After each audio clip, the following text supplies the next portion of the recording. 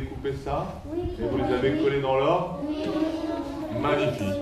12 ans que Jean-Michel a en charge les CM2 et à la fois la direction de son école. Une double fonction passionnante, mais loin d'être simple. Un enfant qui se blesse dans la cour, par exemple, il y a quelques jours, il faut quitter la classe. Donc à ce moment-là, les enfants peuvent être seuls ou en partie, puisqu'il y a d'autres classes qui sont pas loin. Mais il faut donc jongler, mais au fil des ans, cela devient de plus en plus fatigant. c'est toutes les responsabilités qui s'accumulent tous les jours. On a l'impression de toujours courir après le temps.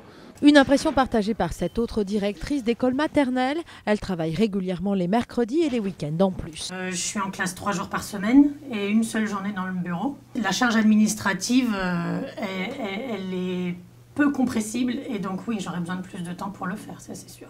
Du temps, c'est ce que tous les directeurs d'école réclament, mais ils voudraient bien aussi un peu d'argent. Moi j'ai une petite centaine d'euros qui s'ajoutent à mon salaire. Et en termes d'heures, moi j'ai des journées sans pause.